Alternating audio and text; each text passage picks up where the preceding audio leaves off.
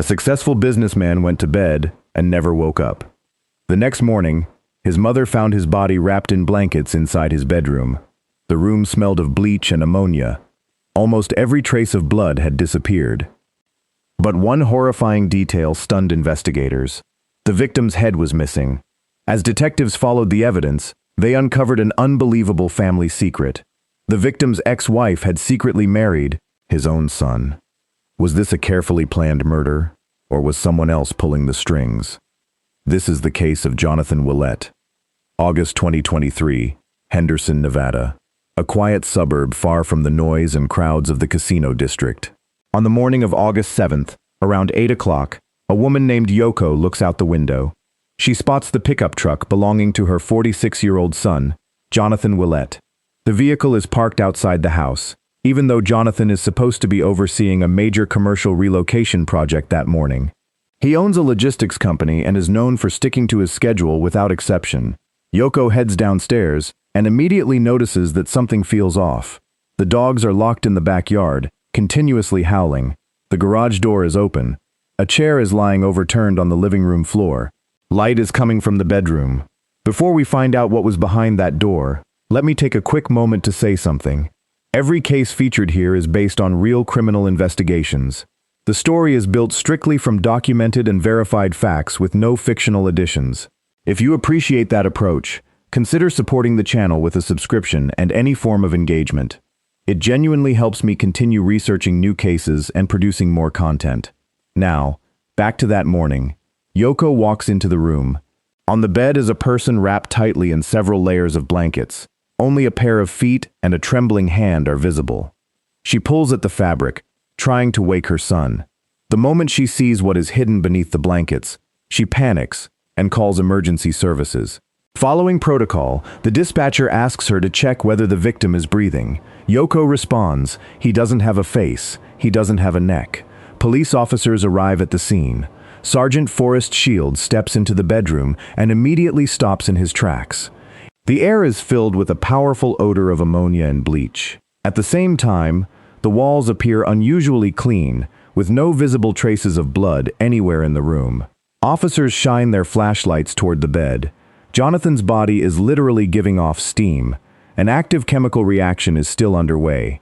A corrosive substance is breaking down tissue, and the mattress appears to be deteriorating before their eyes.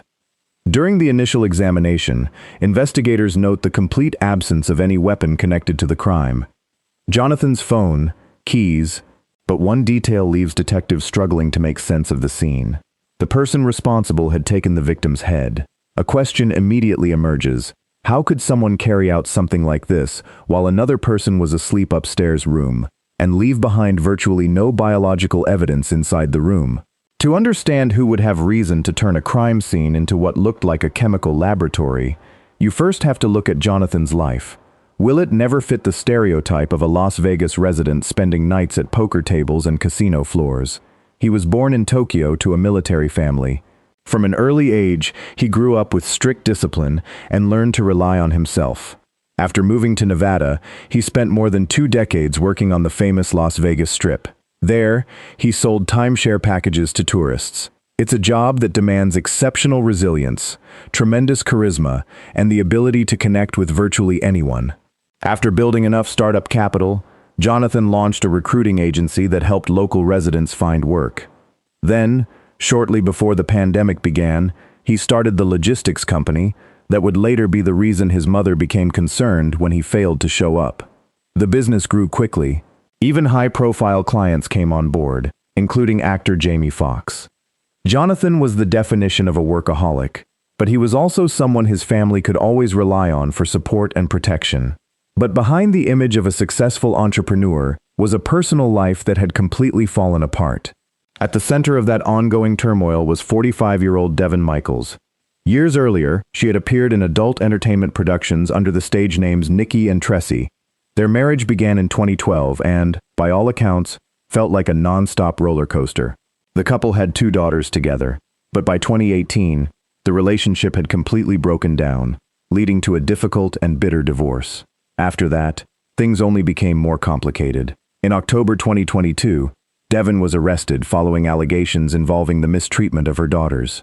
The court sided with Jonathan and granted him sole custody of the girls. On the surface, it seemed like the perfect opportunity to close that chapter forever, change the locks, and finally move on with his life. And honestly, that would seem like the logical ending to a toxic marriage. But this is where one of the most common patterns in cases like this begins to appear. The target of the aggression often struggles to let go of the person causing it. Jonathan was determined to preserve the image of a normal family for the sake of his daughters. He constantly tried to play the role of peacemaker. Despite court restrictions and repeated warnings, he continued making compromises. He ignored boundaries, bent the rules, and allowed Devon to spend time with the girls. He genuinely believed he could manage the situation and smooth things over. That confidence in his ability to fix everything created a major gap in his own safety. Without realizing it, he allowed the threat back into his life. And he had no idea that his ex-wife had gained a new and highly unexpected ally. Several months before the events we're discussing, the truth about that secret ally finally came to light. It was Deaver Willett, Jonathan's oldest son from a previous relationship. By 2023, Deaver was 26 years old. He was an imposing man, standing close to 6 feet 6 inches tall, and weighing well over 180 pounds. He worked as a security systems technician, had extensive knowledge of electronics, and was comfortable handling heavy-duty tools. For many years, father and son were inseparable. Then, seemingly out of nowhere, their relationship came to an abrupt end. The reason behind this conflict completely breaks the social norms most people take for granted. I review cases involving financial motives all the time, but in this situation, investigators found themselves dealing with something that looked like a genuine family anomaly. Deaver eventually confessed something shocking to his father. He had secretly married Devon. In other words, Jonathan's son had legally married his father's former wife. There was an 18-year age gap between them, and the facts later suggested that their relationship may have begun when Deaver was 19 years old. In a single moment, he had legally become the stepfather of his own younger sisters, on his father's side of the family. Deaver tried to explain it away. He told Jonathan that the marriage was purely administrative, arranged for insurance purposes, and that there was no physical relationship between them.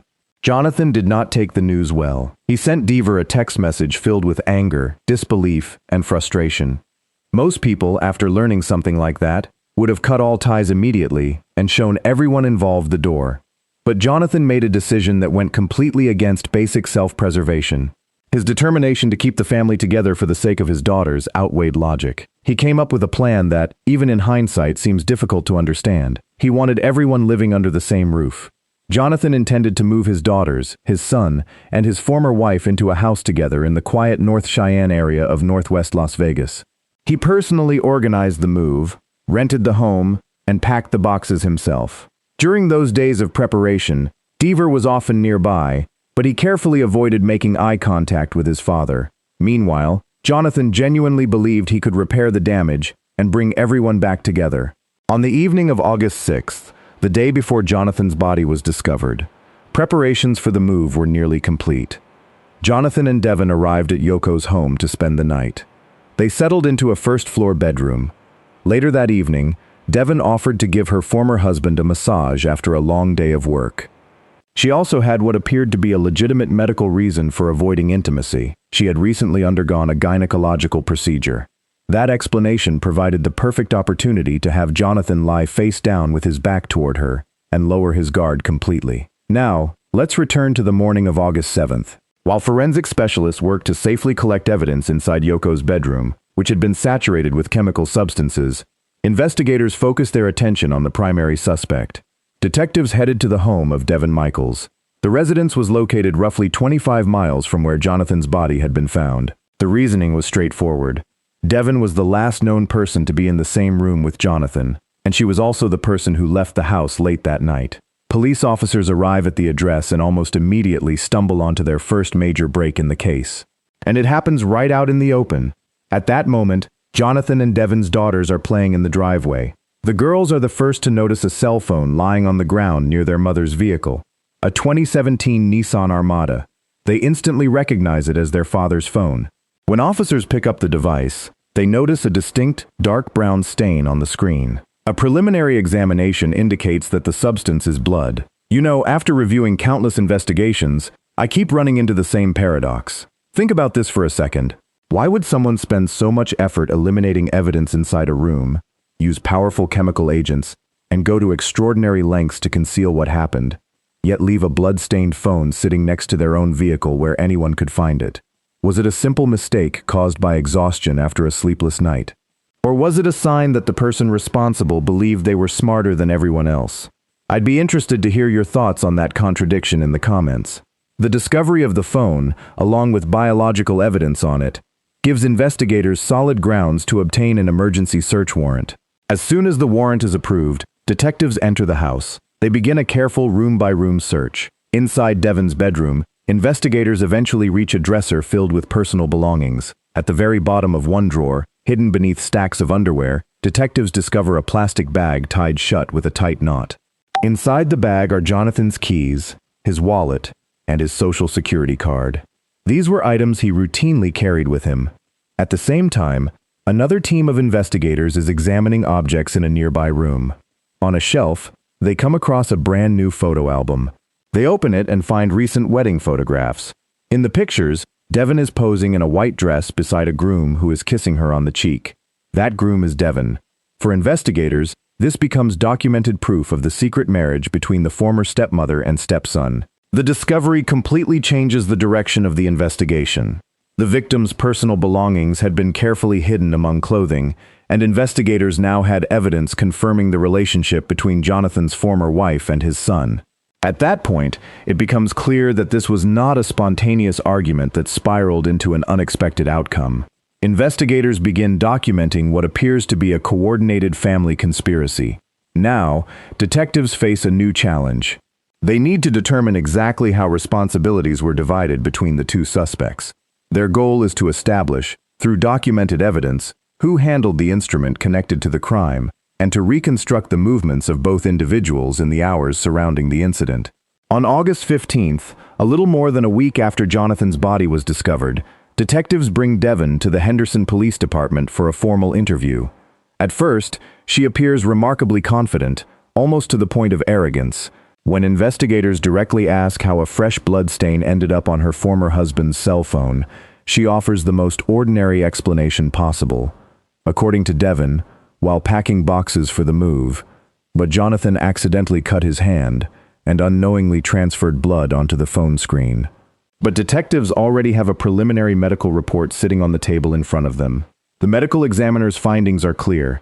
Jonathan's hands showed no cuts, no scrapes, no abrasions, and no signs of any recent injury. Her first story falls apart right there in the interview room. Realizing that denying the evidence is no longer an option, Devon quickly changes direction. She admits that she was in the bedroom that night and immediately introduces a new version of events, one built entirely around self-defense. According to her account, while she was giving Jonathan a massage, he allegedly engaged in inappropriate and unacceptable behavior. Fearing aggression, she says she grabbed a heavy metal candlestick, struck him once in the head, and then ran from the room in panic. Devon insists that when she left, Jonathan was still alive and breathing normally. One thing I find fascinating in case after case is how often people underestimate their digital footprint. They create elaborate explanations, rehearse detailed stories, and invent entire conversations, but they forget about the silent electronic witnesses surrounding them. First, investigators obtain cell phone records from wireless carriers. The data reveals that the victim's phone and Devon's phone traveled through the city together, following the exact same route, until approximately 2:45 in the morning. Second, forensic technicians recover information from her vehicle's multimedia system. An electronic travel log known as trip log records the precise moment the engine starts. According to the onboard computer, the vehicle did not leave Yoko's house until 2:04 a.m. That creates a serious problem for Devon's version of events. It means she remained at the scene for hours, not minutes, after the incident occurred. And finally, the most damaging contradiction comes from surveillance footage collected from city cameras. At approximately 2:30 a.m., video captures Devon at the drive-through window of a 24-hour pharmacy making a purchase. She appears completely calm. She's wearing a bright white tank top and light blue shorts. Investigators notice something important. There are no visible stains, no signs of chemical residue, and nothing about her appearance suggests someone who had just fled the chaotic scene she later described to detectives. Detectives now face a major logical problem. It's physically impossible to injure someone, spend hours inside a room saturated with chemical substances, and then appear under bright street cameras wearing spotless white clothing without a trace of contamination. As the investigation moved forward, the profile of the person responsible increasingly pointed toward the second participant in the secret marriage. In November 2025, this complicated case finally reaches a courtroom in Clark County. What follows is a legal battle that forces everyone involved to take another look at the investigation. Originally, prosecutors offered Devin Michaels a plea agreement. The deal called for a guilty plea to second-degree charges related to the crime in exchange for a fixed 15-year sentence. But the defendant made what many observers considered a massive tactical mistake. She withdrew her agreement and chose to take her chances before a jury, maintaining that she was completely innocent. The defense responds with an aggressive strategy. Instead of focusing on Devin, her attorneys redirect attention toward the one person who seemed to fit the profile of the actual perpetrator better than anyone else. They present facts that, according to the defense, investigators had largely overlooked during the early stages of the case. During the trial, jurors are shown years of private messages and photographs involving Devin and Dever. The evidence reveals that their secret relationship had lasted for more than 7 years. Jonathan's sudden plan to move everyone into the same household threatened to disrupt everything. According to testimony presented in court, Jonathan intended to remove Dever from the living arrangement. From the defense perspective, Dever had an obvious motive: jealousy, the possibility of losing his comfortable lifestyle, and the fear of being separated from the woman he loved. At this stage of the trial, it's hard not to notice how strategically family relationships are being used inside the courtroom. The defense is essentially turning two secret partners against each other in an effort to protect their client at the expense of her own husband. The defense also focuses heavily on physical capability. Attorneys ask jurors a straightforward question. Could a woman of Devin's size realistically act alone against a physically strong adult man and then move evidence without assistance? They remind the jury that Dever worked with security systems and had extensive experience using construction and technical equipment. He also understood camera systems and knew how surveillance blind spots worked. Even more notably, when investigators searched his residence, they discovered a large collection of power tools and equipment. According to the defense, those items were never thoroughly examined for possible DNA evidence, despite their potential relevance to the case. For a moment, it looked like the defense had successfully planted doubt. The jury appeared to have a reason to hesitate. The defense had carefully crafted the image of a frightened woman who was pressured into helping conceal the aftermath of a crime allegedly committed by the victim's son. But the prosecution wasn't about to back down. The final answer to the question of who was truly driving events behind the scenes came from an unexpected source: a recorded jail phone call. Prosecutors played a conversation between Devin and Dever that had been captured while she was being held in custody.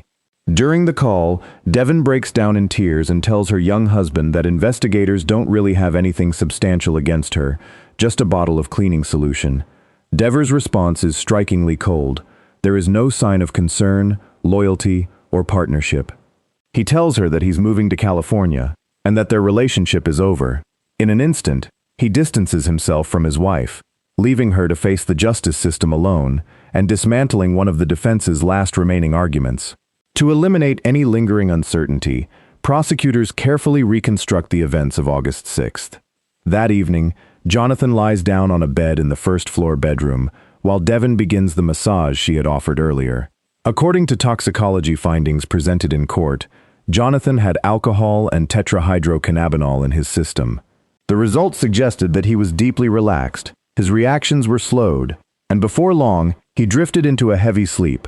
At that point, his size and physical strength no longer carried the same advantage. Prosecutors argued that significant physical force was not required. According to their reconstruction, a single well-placed strike with a heavy object was enough to leave him unable to respond. Evidence presented in court suggested there was no meaningful struggle. After becoming convinced that her former husband was no longer alive, Devin allegedly moved into the next stage of her plan. According to the prosecution, a reciprocating saw was later used as part of efforts to alter and conceal evidence. And this is where investigators found the answer to one of the case's biggest questions: how her clothing remained so clean. The medical examiner testified that the extensive alteration of the remains occurred after death. Because circulation had already stopped, the scene unfolded very differently from what many people imagine. That medical explanation, prosecutors argued, helped account for why Devon's white tank top and light blue shorts showed no obvious signs of contamination. I've covered a lot of calculated crimes, but one detail in this case stands out. The ability to carry out a methodical cleanup and then calmly hold a casual conversation with the victim's mother only minutes later is the kind of behavior that even experienced investigators find deeply unsettling. Around 1 o'clock in the morning, a moment occurs that prosecutors later pointed to as evidence of that composure. Yoko wakes up feeling thirsty too and walks downstairs to the kitchen. She turns on the light and sees Devon calmly washing dishes. She asks about her son. In a soft, steady voice, Devon tells her that Jonathan had too much to drink, was exhausted, and should be allowed to rest. No panic, no emotional breakdown, nothing that seemed unusual. Reassured, Yoko returns to bed unaware that a devastating crime scene was just beyond the neighboring door. Once alone again, the person responsible allegedly continued cleaning the scene. Investigators testified that large amounts of ammonia and bleach were used in an attempt to destroy DNA evidence. The chemicals reacted with one another, damaging portions of the mattress. The same toxic fumes that would later overwhelm responding officers the following morning gradually filled the room throughout the night. At 2:04 a.m., Devon walks out of the house. She takes several items with her: Jonathan's keys, his wallet, and a plastic laundry basket.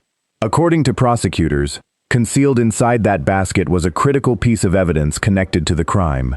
Devon gets into her sport utility vehicle and drives away, leaving behind the locked dogs and the heavily damaged bedroom.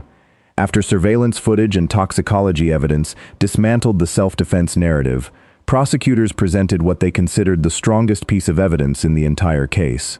Throughout the trial, the defense repeatedly argued that any handling of Jonathan's personal belongings had been carried out by whoever. But detectives returned to the plastic bags recovered from the bottom drawer of Devon's dresser, the same bags containing Jonathan's keys and wallet.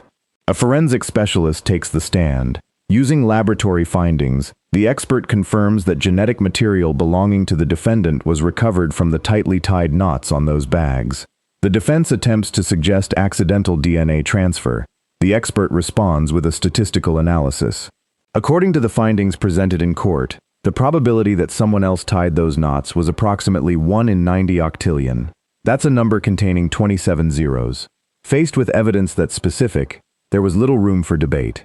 On November 14, 2025, the jury returns a unanimous verdict: guilty of first-degree charges related to the crime. Then, on January 8, 2026, the judge delivers the sentence. Emphasizing the calculated nature of the act and declining to show leniency, the court imposes a sentence ranging from 28 years to life in prison. By rejecting the earlier 15-year plea agreement, Devon had gambled on a different outcome. Instead, she lost everything. Today, she is serving her sentence at the Florence McClure Women's Correctional Center in Nevada. Devon remained free because investigators were unable to establish conclusive physical evidence tying him directly to the commission of the crime itself.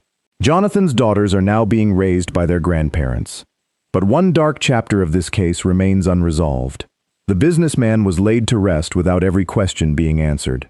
How did investigators determine the route taken by the missing piece of evidence if Devon refused to provide any information? The answer came from the vehicle's onboard computer. That same trip log system not only recorded the time the vehicle departed, but also documented the exact coordinates of each stop. During the night in question, the vehicle paused near a set of ordinary trash dumpsters inside Devon's residential neighborhood. Investigators concluded that this location was likely where evidence connected to the crime had been discarded. Police officers and volunteers searched extensively. They examined landfill sites, reviewed waste collection routes, and processed enormous amounts of refuse. Despite those efforts, they never recovered what they were looking for. And so, one of the biggest questions from that night remains unanswered.